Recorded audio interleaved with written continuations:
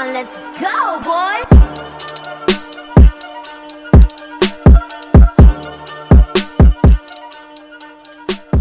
Welcome, ladies and gentlemen. We're back talking Twisters. Yes, the sequel to the 1996 movie. 1996 film. This movie, okay, this is an interesting film. What you have here, people, is a sequel to a 20-plus-year-old film, but it's like a standalone sequel. Oh, it's straight up a standalone sequel. No connection to the original. Yeah, and other than like what a Dorothy. Yeah, outside of Dorothy makes an appearance. It's like, hey, here's our one little callback to the original film, but other than that, there really is no connection. And for 20-plus-year-old sequels go, this is actually pretty good and entertaining. The whole basis of it is much like the first film. We're following a group of storm chasers, and one of them is a woman who developed a sort of technology that can actually dissipate the tornadoes. Mm-hmm. And or she calls it taming the tornado. Yeah, taming tornado, which basically you shoot the little Dorothy balls in there, and then you also shoot her thing in there, and it, like you said, it tames the tornado and it's gone. But we only see that in the first movie. Yeah, we only see that at at one part in this movie. Yeah, she goes through a tragedy, which we won't say, and it net results into her having to, battle her fears from said tragedy alongside of her friend, and also was it Scott? Was it what's my man's name? Glenn Powell, who plays a YouTuber tornado chaser. Which, you know what? Bro, he looked like a YouTuber that does this. And I love this. Got him down perfect. I love it. So if you ever get a chance to, folks, go to our 3BG episode where we talk about Twister. But when Twister had came out, I don't think I said it at the show, I knew of people that are storm chasers. So watching Twister, you're like, oh, these are people that are storm chasing. And the basic conceit of that movie was Carrie Ells plays this, corporate capitalist storm chaser and stuff, where Bill Paxton's like, he did it for the money. Which Sue's line that he says, and now is ingrained in my head now. And I was only slightly disappointed that we did not get somebody saying it in the movie. And I'm like, that would have been a good callback to Bill Paxton. But hey, I was fine with the movie. Yeah. So yeah, and it's the whole thing of like, oh, they're doing it for the money and the glory instead of doing it for the science. And in this movie, you could say there's a subplot involving capitalist money involvement with the storm chasers and stuff that, funny enough, doesn't really go anywhere. Yeah, it's really there. It is just like, okay, cool, gotcha. That's slightly been established, and then not a whisper after that. Yeah, this is like, all right, I guess you fucked off just like Chris Hemsworth and Furiosa. Just we ain't gonna talk about that. We're not.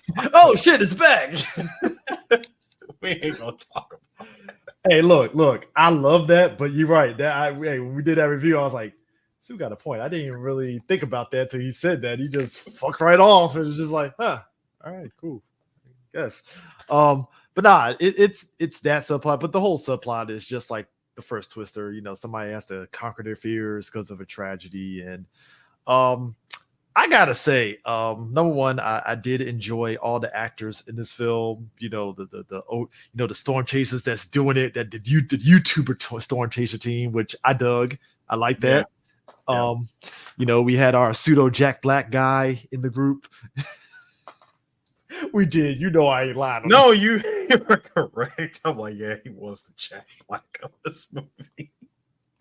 Basically, you had that rambunctious YouTuber squad of storm chasers, and then you have the corporate storm chasers, who also had a measure of, they had some personality too. He was like, hey, we're all PhD, and we went there, and it's like, all right, cool. I dig that. They gave them personality instead of the last movie where it's just Carrie Ells carrying the weight of his group. But with the YouTuber team, I looked at the YouTuber team like, I want to dislike you guys, but I can't. They got an old black man who is hip with the youth. As soon as I saw the black man, like, real talk. Well, smart brother shows up and actually knows what he's talking about. I'm like, you guys won. Y'all won. Like, you guys won. You put an intelligent brother, like an actual scientist, on your team. You know, you got some people that are like, nah, man. No, my favorite is like it's the best friend who was like, I go where the wind takes me, baby. I'm like, okay, he's not a scientist. I gotta say, he just knows his stuff though. Now, here's what's wild to me. The director, Lee Isaac Chung. Eris, I would like to say for the record, this is his first major Hollywood movie. And he did a good job with it. He knocked this shit out the fucking park. Hey, look, folks. When I saw this trailer, when I saw that they were doing a Twister sequel, the first thought in my head was, why? Like, yeah, what are we doing here? Saw the trailer and I was like, intrigued. Hold on. Me personally, I decided to give Hollywood terrible ideas. I was like, what are they going to do with this sequel? What, the tornado's going to show up and it's on fire or something? Like, they did. I'm mad that I somewhat called it because there's a part in the movie where it does happen, and I'm like, no. Let me tell you something, folks. No. The star of this movie is indeed the Twister, and let me tell you something. The tornado almost took the movie from everybody. Look. We talked about how the first movie in our podcast, the first movie had the death skull inside the tornado, and Hurricane Heights. That was Hurricane Heights. My bad. But that was Hurricane Heights. But like the first movie of Twister, it was like they had goofy moments with the cow, moo, and then it's like, all right, cool. This movie is like, okay. There is goofy moments, but it's more so the movie takes itself seriously, but not too crazy serious. Mm-hmm. Like it seems like they were definitely nailing the science of the tornadoes, and the tornadoes definitely is the star of this film. Like big and small, the visual effects of it looks dope as shit. Like it feels like you're in Oklahoma about to get swept up. You know, for the love of God, please see this in IMAX like we did. Oh man, like look, I couldn't imagine watching this in a non-IMAX situation. In fact, don't just see it in IMAX. Go spend that extra money. See it in 40X. Oh yeah, 40X is gonna be fucking. The 40X for this movie is gonna be chef's kiss. But yeah, Glenn Powell and Daisy Edgar Jones, they're dynamic. I thought again. I'm shocked because I thought I was going to be fucking annoyed at them trying to do that. Will they, won't they? But I was like, okay, it's kind of cute. I can dig it. Yeah. Cool. I like the dynamic here. This is a great dynamic. It's I think they did that dynamic between those two better than Paxton and Hunt in the first one. Well, in Paxton and Hunt's case, they played two well, it was I was gonna say a married couple that was in the process of a divorce. Yeah. So, and because it's 90s, that was kind of the thing. Yeah, I know. So that's probably where Mom's leaning at. Because with these two, it's like they're both smart in their own ways. Like he's very OG, kind of like Helen Hunt and her crew in the first movie, where it's like, hey, you gotta feel it. I know this, and because he has a dope truck that literally digs it into the ground. And they're sitting in the middle of the tornado. I was like, these motherfuckers are crazy. Bro, he's got a truck that digs into the ground and fireworks that actually dissipate. They shoot. Okay, the effects of the fireworks in the tornado was. It's kind of dope. Cinema. I looked at that. I'm like, I can't hate this guy. I've never seen this before. I'm sorry. I'd never seen this before. Fireworks in a tornado? All right. Sure. When I thought, dude, I was like, ain't no way that's going to work. Oh, my God. This is freaking awesome. Like, why hasn't anybody done this before? See. You put diversity in front, directing this movie, you get this. You do it right, you get this. True. Because I'm gonna say, you do it right, you get a movie like Twisters. That tells me this director was batshit crazy. Like, hey, we're gonna go nuts with this movie. We're gonna go nuts, but they gave you Fire Tornado, and I know you were like 10 out of 10. Sorry, I was mad that I called it because I did not want it. I didn't want it, but when it showed up, I'm like, okay, that is kind of cool, but Why did I call this? I think when It's you the said most sequel thing that happened in a sequel. I think when you said it, I kind of raised the eyebrow, like, man, that'll be stupid. Oh And my then it god, they shows did up. it. Okay, and it's not like the circumstances that brings it about makes sense. So it's like you can't even hate it. It's like, well, of course that would happen. Of course. All right, cool. Once I saw where it was headed and what it went through, I was like, okay, it makes sense. It makes sense, but why did I have to see it? Why did you give me what I was just being sarcastic about? But it was one of the coolest parts of the movie. I mean, look, the sound, the set design, and the visuals, like the cinematography and the visuals took this movie. Because I mean, if you're doing a movie about twists, that the cinematography and visuals better be fucking good. Hey, it just is what it is. So everything had to be on point. Yeah, because even to your point, what you were saying with like it being an IMAX, you're in the zone, you're in it straight up. So it's like imagine seeing a tornado that big on 100-foot screen. I mean, I came out this movie like I'm never moving to Oklahoma ever. Like, yes, I'm not even going to think about moving to Oklahoma. There's a reason why they call those places flyover states. You're not supposed to live there. I will punch somebody. Let's visit Oklahoma. Bam, we're not going to Oklahoma. Let's visit during hurricanes. During tornado season. Kiss my ass. No, that's a no. We would not be going to Oklahoma. They got good ribs. Bro, I go there and I probably won't make it back. Is what you want me to do? I'm at the airport. I might be able to fly out if a hurricane don't take it over. Like, I mean, the movie kind of hit me because I did go through something very similar to this. This was like back in 2011. Now, it wasn't necessarily a tornado, or it might have been, but I know it was like a stupid hurricane that came through. I was in Arkansas. I was on business at the time. And dude, this is going. Dude, when I tell you that storm came through and ripped up like 60% of the military base that I was working at, I was off base at the time, but 60% of that base was just obliterated. It looked like something out of Twister. That's crazy. Bro, the hangar for the jets was missing. I mean, look, and again, that goes to the visuals of the movie. They nailed the destruction of a tornado, the way a person can get swept up by a tornado. Mm-hmm. It wasn't on some goofy like, yay! It's like, no, this is scary. It wasn't on some I see them in the distance, they might make it. No. See a body flailing in the air, maybe. Nah, bro. Are they holding on to anything? Hold on to something strong and pray that you don't land on your body. I mean, and I think that again, that's what you have to do. Because, like I said, it's kind of similar to a Godzilla movie where it's like, yeah, I'm not here for the people, I'm here for the tornado. So until you give me a movie where you write the characters so well that you actually care about them. Yeah, I mean, look, they wrote the characters in this movie like to the point to where I'm like, all right, cool, I care just enough. You gave them just like I said with the YouTube team, you gave the YouTube team just enough personality to not come off as obnoxious.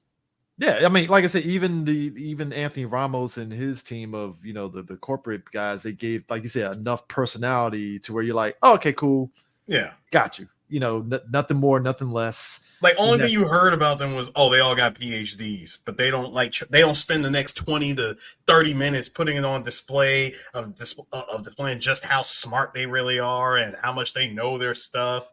They pretty much threw that to only one character on that team who was just all about business. And that's all you need. And that's all you needed, because it's just like, nah. It's same, like you said, same with the YouTubers. It was just like, nah, they have a personality. You're having fun with these whimsical team, and that's it. It's like, all right, cool. But I'm just here for the tornado. Just give me the tornado. Yeah, just give me more of the tornado. and that's why I think this movie is so unique, because it's like you said, really don't have to watch that first movie to really watch this. You don't. But it's fun to watch the first movie to watch this. Definitely go back and see where they got the idea from. But watching this as a standalone sequel, you're not gonna miss anything. You know, there's no confusion. It's literally just a 90-minute movie about a tornado ripping through Oklahoma again. All I'm saying is, I think nature is healing, Sue. We're getting these type of movies back because there was. Hey, look, Hollywood was very touch and go. Because if Hollywood, I would probably like maybe, and I think we were talking about this offline of how much this movie was in developmental hell for a moment, and like, yeah, like 3 years ago, 4 years ago, Hollywood would have been like, really? You want to do a Twister? Fuck out of here. Nah, just give me Avengers 6. Well, they were pretty much on that attitude. Like, because prior to, like, right before we started recording, I was telling CJ about the idea, the original idea for Twisters. It was going to be a direct sequel to the original with Helen Hunt returning. Mm-hmm.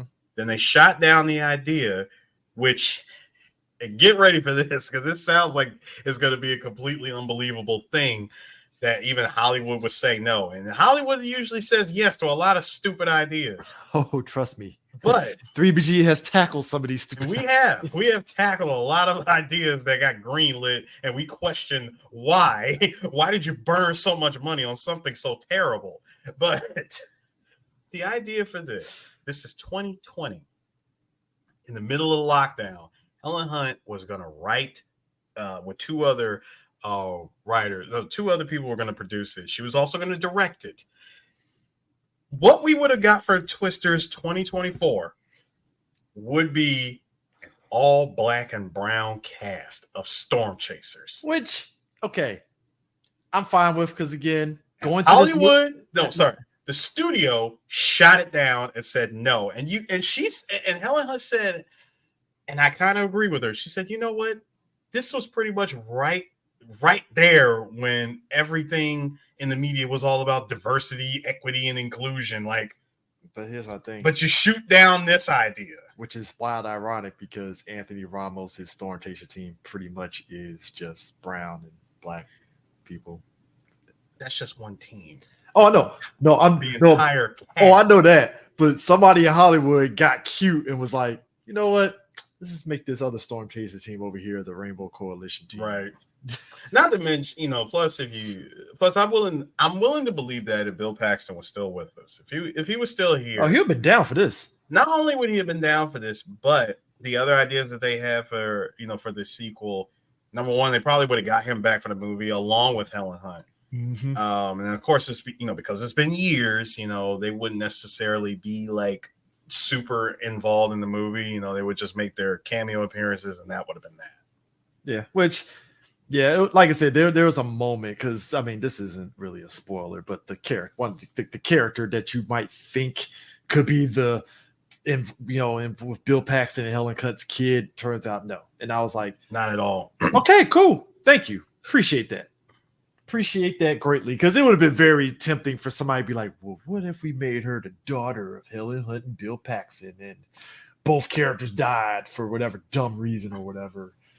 Because that would have been the other aspect of it. If you could get Helen Hunt back or whatever, you just kill her off and just be like, oh, she died doing what she loves, storm chasing. She got the equation wrong. That sort of thing. Like something very easy and throwaway in the jump cut of the yellow truck from the first movie getting swept up. It's like, well, that's how she died. Great. That's the Sarah Connor from Terminator Genesis. Just I'm mad it's a jump cut, though. A hard cut. But anyways, yeah, I will definitely recommend Twisters. I think you folks, look, to Sue's point, watch an IMAX. That is the 40X. 40X if you can. If you can, 40X. But yeah, it's oof. It's an experiment. It's an experiment for sure. Yeah, it's kind of like watching the Meg at the Air and Space Museum. Yeah. So, that was the best thing ever. Go to a Smithsonian and experience the Meg. Oh, look, I might try to see if the Smithsonian is showing Twisters. I might go check out Twisters at the Smithsonian if it's available, because I might want to check that out on that big ass screen, bro. I got to see if the Udvar Hazy is showing Twisters. I need to see that. Because the home. I would drop money on that. Because when the home video release of this movie comes out, every Best Buy and electronic store is going to show this off. Not Best Buy. Remember, yeah, Best Buy they got rid of all of their movies. They didn't technically get rid of TV, so somebody's going to play it. They probably might play it, but good luck trying to buy the movie in the store. Well, Micro Center, then I guess. I don't know. Maybe. It's a maybe. That's a definite maybe. But no, this is definitely a home theater vibe when it hits home video for sure. Why did I not think of that? I might have to go to the Aerospace Museum to check this out. Oh yeah. Yeah, if I'm going for like real IMAX experience, you have to go to a science museum of any kind. Mm-hmm. Any science theater will give you the real IMAX, not your local movie theater down the street. I'm kind of curious to see how real scientists tackle this movie, because it sounds like there was like a lot of like real things going on that's like pretty accurate, and not just straight up science jargon being thrown at us. Oh, if this was the 90s, straight up jargon. It's like, I don't believe you, Bill Paxton. Don't believe the science at all. Don't believe you. I would hear him he would give like a whole rundown. I would point at that movie and go, "You made up at least 3 of those words." Half of those words don't even exist in the dictionary. Like 3 of those words you made up. And you're also talking about an impossibility that no scientist would ever agree with.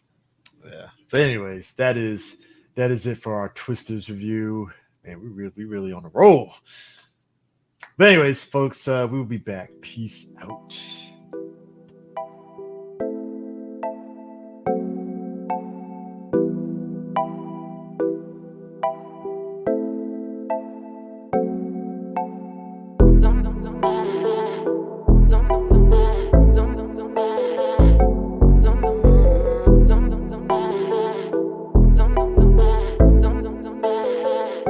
That boy is Benny Hanna.